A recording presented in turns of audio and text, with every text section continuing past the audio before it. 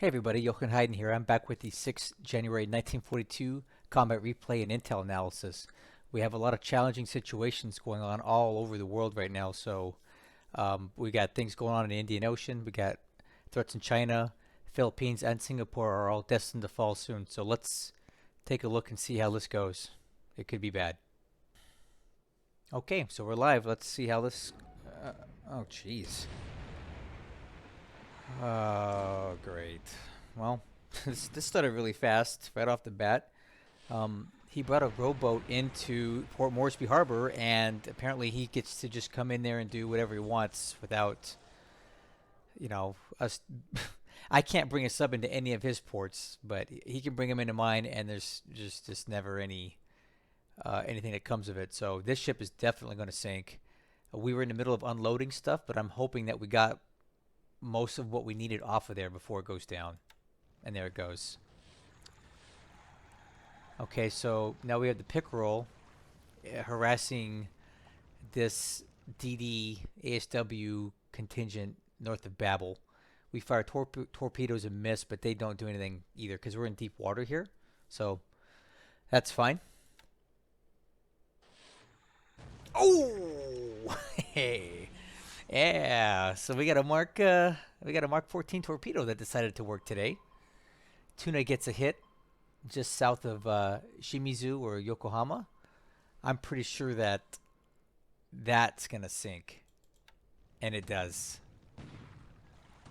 Oh, that's not good.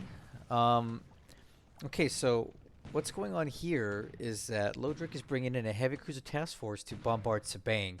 He's obviously caught on to the fact that we have patrol planes here, and he doesn't like it. So he's going to come in there and try to soften it up. So it's probably about time for us to pack this up and move to another location. Because I don't want to be losing my patrol planes here at Sabang. It was good while it lasted, but it's time to move on. We'll go ahead and fast forward and see what the damage is. All right, so this is what he's coming in with. Everybody writing this down? Wow, look at the casualties on this. Massive casualties here. This is very significant. I have a couple base forces here for the aircraft support. This is quite significant here. So he's got the Mogami, the Itago, and the Takao. He damages a couple aircraft, but doesn't really. Oh, okay, I take that back. He does do critical damage to the base. So it's time for us to move on. Sabang is compromised. Ooh. Okay, I'm gonna definitely need to work on my message delay here. That's why it's going so fast. I don't know what happened. It got changed to .1, it looks like. So he's sweeping Port Moresby. All right. We can expect more air raids here for sure. All right. So now it's an attack on Temelo. Not overly concerned about this. He does some minor damage. It's nothing significant here. Okay, a sweep over Baton. Another big raid trying to slow us down going to Conscien. Casualties aren't too bad. Another one. Again, minor. Okay, another big raid at Temelo.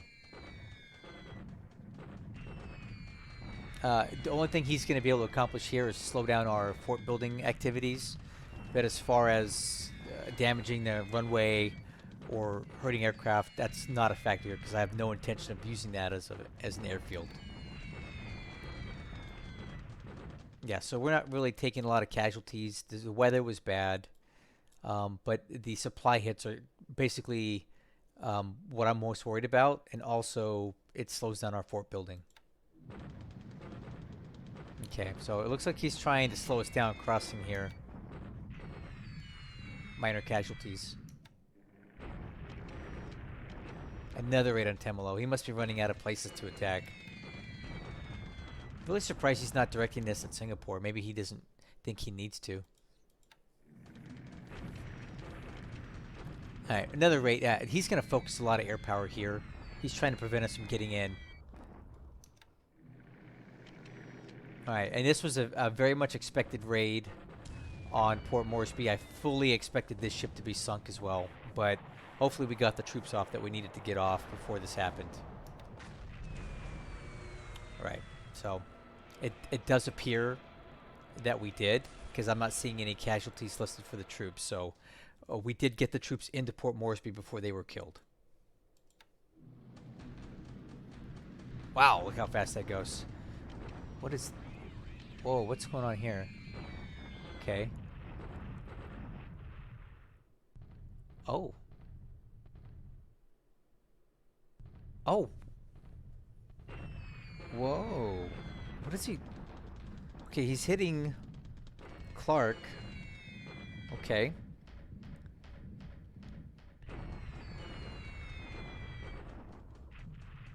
A lot of flak hits here.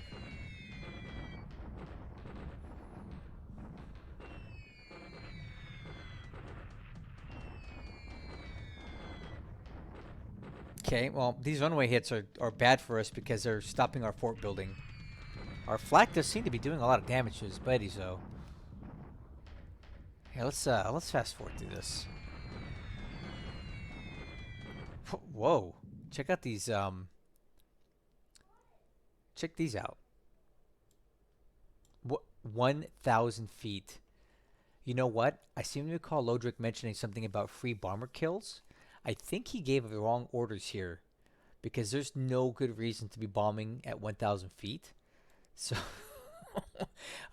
so it appears this was a mistake. But you know, these Japanese pilots are so crazy that they'll just fly anywhere. They're like, "Oh, you want us to fly at 1,000 feet? No problem. We'll go and die."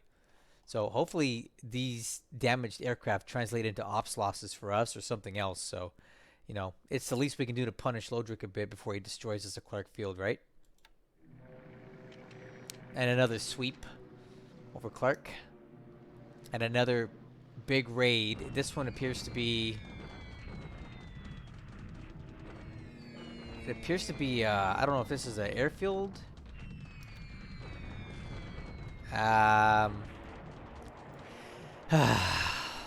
Alright, this was a port strike, so these ships were waiting to unload in port. I had them in port because I wanted to just put them in a task force to unload as the port could support it. But unfortunately, Lodrik is selected to hit it. So, again, a massive raid, burning up a lot of sorties, but he's done a lot of damage to Port Moresby here. And I'm going to lose basically all these ships. Dang it. Alright, and this is the usual raid on him trying to slow us down getting back to Xi'an from Loyang. Casualties are pretty light, despite the massive size of this. Alright, let's just fast forward to the... Oh! I wonder if this is another 1,000-foot raid. Yeah, it appears that it might have been. Yep. So he gave group orders to go in at 1,000 feet. I suspect he was trying to do 10,000 feet, but he missed it by a click. So we get some kills here, which is good. Alright, same old raid at Loyang. Wow, look how fast this is going. Oh, he got wise to us, guys. He's got some zeros here. Yeah, so we can one SB3 is going to get through. We lose 5 of them, probably more. We do almost no damage. But we're going to get to see what exactly he's got here. So it looks like it's a fragment of a division. So about 150 AVs worth of troops here. We do nothing and lose 6 aircraft at least in the process. And he's figured out what we're doing. He's got zeros on scene. Man, I really need to fix that. Oh, here it is, guys. This is the great battle we've been waiting for. The daunting attack on Singapore. This is going to be a shock attack because he has to cross the river here, or the strait to get in there. So that's simulating him coming across by assault boats and stuff. I'm going to go ahead and fast forward through it because it'll take an hour for these to run through. So my prediction, you can make a prediction yourself. My prediction is he takes Singapore this turn. Let's run it.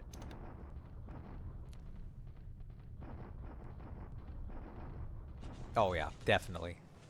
Definitely, definitely taking it. Yep, it's all over for us. Hello, you fighting There it orphans is. of the Now we Pacific. have to listen to This this is your really loud favorite recording. enemy, Orphan Anne, at Radio Tokyo, with music to lift your spirits and words to depress your morale. I wish it's, But it's so first, loud. Imperial General Headquarters announced today that the ever victorious forces of Hmm. the Japanese Ooh. Empire have captured Singapore. So let's take a look here. This fell in one turn, just as I expected that it would. But he came in with 3,400 assault value. That's massive. So we can expect all these troops, or a significant portion of them, to head up towards Burma next. That's a lot of firepower. Um, so here's the numbers. They capture it. We get we do a fair amount of damage to them, quite honestly. This is more than I thought we would even do at all. And that's probably a function of the shock attack he had to launch. But take a look at my losses. They're complete and total. So this is going to cause us a humongous amount of points loss when we look at this in the analysis. He came in super heavy here. Probably way in excess of what he needed to do to take Singapore. But he wanted to take it quick. So quite a massive army that he brought in, and we can expect all of these to head right up north now. Massive. Incredible. All right, so he's bombarding again at Kukong. I don't know what he plans on getting out of this. Well, he's slowly whittling us down here. I mean, he must have some very heavy. Yeah, okay. He's got some heavy artillery regiments here. We just the Chinese simply have nothing like that, so we're always going to lose when it comes to this sort of thing. He's still not going to dislodge us though. All right, so it does appear that this is it for the turn. All right, well, I'll definitely fix that scroll rate, and then we'll take a look at the intel now. Okay, we're back. So obviously the big news this turn was the fall of Singapore, which happened. What day is it? I guess it happened on the 6th of January, about 2 months earlier than historically it would have, which puts us in a predicament. But let's look at the other stats first. All right, so looking at aircraft losses for this turn, it's 8 to 19 in our favor. We lose 8 SB3s. Basically, everything we sent out was shot down by the Zeros this last turn.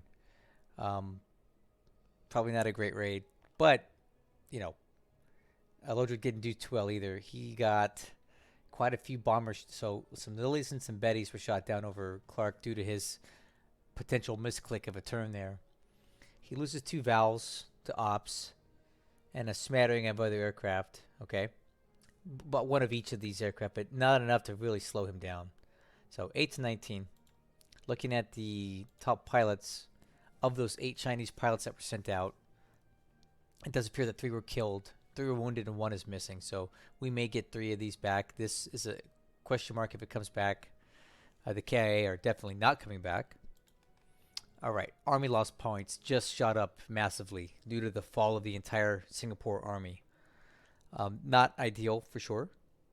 Definitely not something that we wanted to be dealing with this time around, but what can we do? So we're just gonna have to eat this. Now, I swear we took out a lot more units than what this is showing. It only shows that his army loss points went up to 62 from what 55 last turn. I swear we killed a lot more units than that during that assault. But apparently the game does not agree.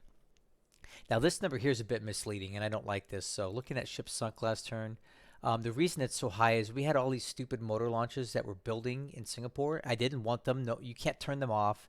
It's predestined, but because they were destroyed before they were built, they count as a loss to us, which is really silly. So all these motor launches are kills he gets to have. Now the rest of these are definitely are us. So this was sunk in Port Moresby Harbor due to port strike, and these 2 were sunk while they were unloading, and I kind of expected this to happen. I didn't see how it couldn't. but we did get the troops off of the ships before it happened, so that's definitely the good sign. I'm sorry that I lost them. I need them, but the troops were important too, and they got off. We also lost this Anshun in Port Moresby, and we're probably going to lose everything else there as well by next turn. Now, there is a little bit of a bright side here. We took out this Karima Maru. Um, this was near Japan by a Mark 14 torpedo, the torpedoes that are allegedly awful, and people are telling me not to waste my time with the subs, but, this is now, looking at this, looking at all ships, look how many ships I've sunk with Mark 14 torpedoes so far. I've gotten 4 Mark 14 torpedo kills this campaign in a month. And, granted, they're not going to end the war for me in my favor right now, but there's something. So even if 1 in 10 of these torpedoes contact, they usually do enough damage to sink a ship. So it's worth it to me to continue running those subs out there to interdict what they can. All right? So going back to last turn, something else I want to show you here just for Japanese is it's also showing that we potentially sank the I-154. And I did not know this, but the mine that it hit was probably down here near Morocco, because I did put some mines here, and I'm thinking that his sub ran into one and sank. And it said near 5095, which would be about here. So I think his sub actually ate a mine coming through the Morocco Strait and sank. So I'll take a free sub kill any day, and twice on Sunday. So we sank 2 ships last turn. Looking at the Japanese all turns, let's see if we can see anything that looks interesting to us here. We're still not showing those 2 Tonin Whaler class tankers, and I don't think we will for a long time because the Japanese don't want to admit to something like that because those are big ships. But we're still showing now 3 patrol boats, 4 DDs, 2 light cruisers, and 3 subs. So, and 3 DMSs, which are things that he needs to clear mines. Not great, but it's something, and I'll take that. So again, it's only showing 31 kills. This is not accurate. Okay, so I think we've covered the intel for this turn. Now let's look at the situation that we got. Let's just start in China and go around. So, right now, the situation is rather grim. These troops just got stopped in their tracks because they're blocked, but we're going to keep them moving into that hex because we need them there. So we're going to have this guy going into this. Oh, no, destination set. Set destination. Why won't it move in there? Why won't it let me move into there? That's interesting. So, for whatever reason, it's not letting me move into this hex. I don't really know why. Let me try this again. Set. Oh, okay. Set all to follow. Okay. So, we're going to continue on now, and hopefully, looking at the roads, we can get in there pretty quick and try to reinforce this while we can. But we have a total of a ton of troops, basically, coming into this hex. So our big showdown is going to be here. And if I were a betting man, I would say that he's going to win because the Japanese are just unstoppable. The only thing we do have going for us is this terrain. We do have some fortification level here, but I don't think it's enough. Some units have forts, some don't. We're going to keep dumping all the troops we can into here, though. So I'm going to basically take everything in here and move it as fast as possible. Set all to march. I just want them to get in there as fast as they can. So that should give us another 500 assault value. We have another 200 there, another 1800 there. And this unit is actually moving into block here. It's taking forever, but if we can get in there and block that road, it will definitely cut down his supplies to this outfit here. So that's what we're trying to do. We have 1900 there, which I don't know if is enough, but the terrain will help and a little bit of fort will help. So it's just a race against time to see who can get in there first and who can get the most in there first. But long term, I don't know that we can hold here even if we do get there, but we can delay. Uh, Elsewhere in China, I don't see anything else really going on here that's noteworthy. Um, I think we're in a position now where we can possibly attack. Granted, we are out of supply completely and totally, but well, that is a little strange. It says supplies 150, supplies required 2700, but if you look at here, all the units have supplies, so I think it's time that we push him out of this hex. He's surrounded, and it's time to cause him some casualties, so we're going to attack this turn. And he keeps bombarding us here, but at some point, he's going to give up on that because it's fruitless.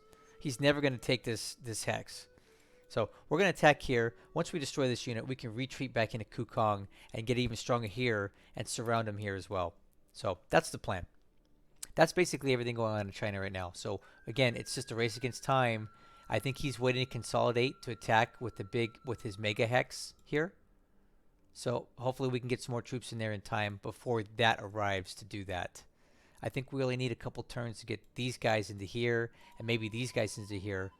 And then we'll have 2,500 at least, right? No, closer to almost 3,000. And that might be able to hold off for a while. All right, looking over here in India, his cruiser task force is missing.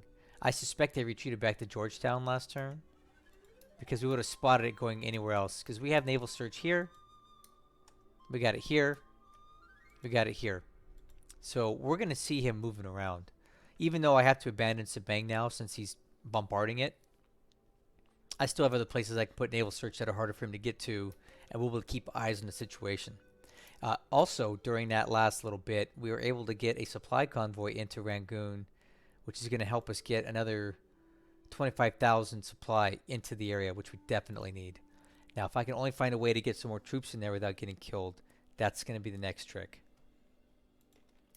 So now in Singapore, he's now taken Singapore, and this is really bad for us because now once he clears the mines out of here, he's going to have an anchorage, a massive port, and a repair facility to be launching his nonstop raids and interdiction in the Indian Ocean, and he'll have a very short distance to go. He has been using Georgetown, but that's a relatively small port.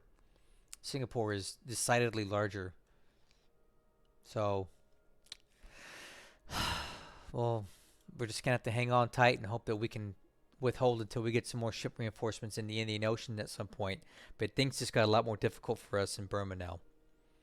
We do have this unit contingent in Timalo, but there's not much they're going to really be able to do. It's a matter of time before they get starved out and blasted out of here. And they're only blocking one of the two important road junctions that need to be blocked for Lodrik to get up north. So, yeah, pretty bad day for us here in Malaya. We basically own one last base, and then it's over.